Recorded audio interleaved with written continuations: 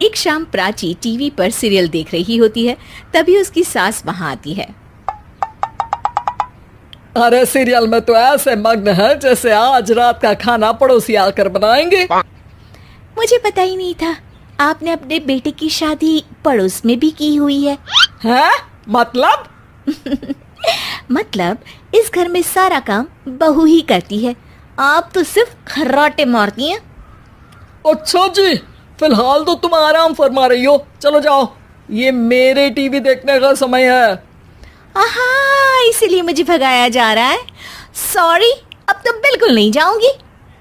प्राची की इस बात पर दोनों सास बहू के बीच टीवी रिमोट के पीछे बच्चों जैसे छीना झपटी शुरू हो जाती है, जिसके बीच श्लोक भी काम से घर वापस आ जाता है। आज मेरी चूहे बिल्ली की जोड़ी किस बात पर झगड़ रही है? अरे तेरे बीवी मुझे टीवी ही नहीं देखने दे रही। अरे तुम्हारी मम्मी मुझे खाना बनाने के लिए फोर्स कर रही है। अरे वाह, ऐसे बेतुके रीजन पर तो बच्चे भी झगड़ा नहीं करते। अरे मुझे कुछ मत बोल, सब इसने ही शुरू किया है। हाँ हाँ, जैसे आप तो बहुत दूध की धूली है ना। अरे बस, दोनों चुप। प्राची जाओ, खाने की तैयारी करो। और माँ तुम छोड़ो, तुम्हें क्या बोलूं, शांति से अपना सीरियल देखो, मुझे दोबारा लड़ने की आवाज सुनाई नहीं देनी चाहिए। ऐसा बोलकर श्लोक वहां से चला जाता है, जिसके पीछे पीछे प्राची भी कुछ न कुछ बड़बड़ाते हुए रसोई में चली जाती है। हाँ हाँ, सासू जी को तो कुछ बोलेंगे ही नहीं, बस मुझ पर ही हुक्म चलता है, खाना बनाओ, जैसे मैं इनके घर में खाना बनाने के लिए आई हूँ। इसी तरह शाम बीतती है और रात को श्लोक और प्राची की सास खाना खाकर सोने चले जाते हैं, लेकिन प्राची गुस्से में कुछ खाए बिना काम में ही लगी रहती है। इस घर में किसी को घंटा फिक्र नहीं पड़ता, मैं खाऊं या भूखी रहूं। प्राची कुछ देर के लिए रसोई से बाहर जाती है और जैसे ही वापस आती है तो वहां दूध का भरा ग्लास देखकर हैरान रह जाती है।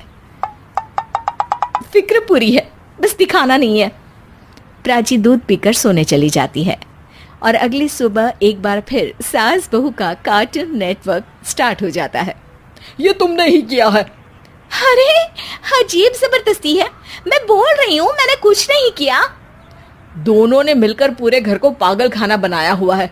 यहाँ कोई नॉर्मल इंसान तो रह ही नहीं सकता, इसीलिए अब पड़ोसी क्या रिश्तेदार भी घर आने से कतराते हैं। और सुन बेटे, तू भी चंगा, तेरी माँ भी चंगी, तेरी बीवी भी चंगी, रिश्तेदार। हाँ जी, आपको नहीं पता क्या, गंगाधर ही शक्तिमान है, रिश्तेदार ही। हाँ हाँ, बस समझ गया। कभी जानवरों जैसे लड़ेंगी तो कभी जुगलबंदी करेंगी।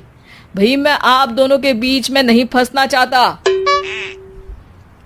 सास बहू की इस मनमौजी जोड़ी से परेशान होकर श्लोक अपना सिर खुजलाता वहां से चला जाता है।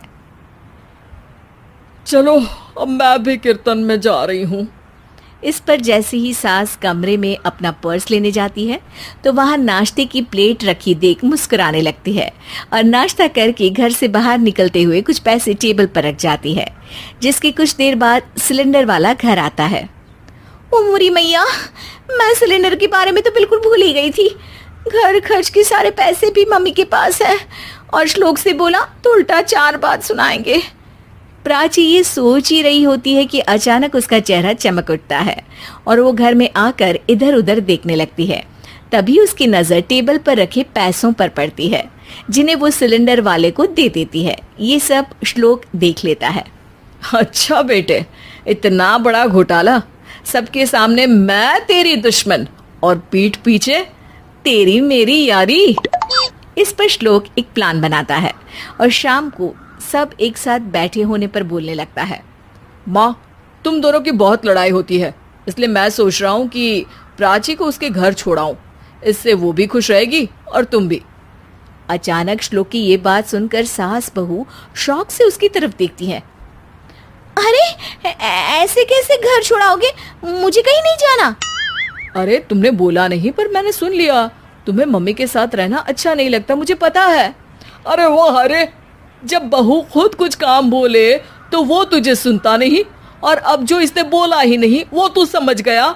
जब उसे नहीं जाना तो फिर जबरदस्ती क्यों कर रहा है? अच्छा, फिर आपको मौसी के घर छोड़ाता हूँ, बस अब आप दोनों एक घर में एक छत के नीचे नहीं रह सकती। मैं इस टॉम एंड जेरी की जोड़ी को और नहीं झेल सकता। है? ऐसे कैसे नहीं रह सकते?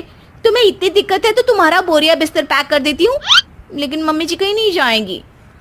बिल्कुल यही सुनना था मुझे। अगर दोनों में इतना ही प्यार है फिर हर वक्त ये लड़ाई का नाटक क्यों करती हो? देखा मैंने कैसे माँ किचन में दूध रखती है और तुम उनके लिए कमरे में नाश्ता रखती हो, और कैसे वो पहले ही तुम्हारी दिक्कत समझकर घर में पैसे रखकर बाहर जाती है। अरे भाई, इतना ड्रामा तो डेली सोप में भी नहीं होता जितना तुम दोनों ने इस घर में फैलाया हुआ है। तू हमें टॉम एंड जेरी बोलता है ना, तो याद कर वो दोनों भी एक दूसरे को बाहर वालों की बुरी नजर से बचाने के लिए हमेशा सबके सामने लड़ते थे, लेकिन अकेले में दिक्कत के समय मदद भी तो करते थे। बस हमारा रिश्ता भी कुछ ऐसा ही है। और वैसे भी अगर सास बहू में तू मैं नहीं होती तो दुनिया वालों को कहानियां कैसे मिलेंगी?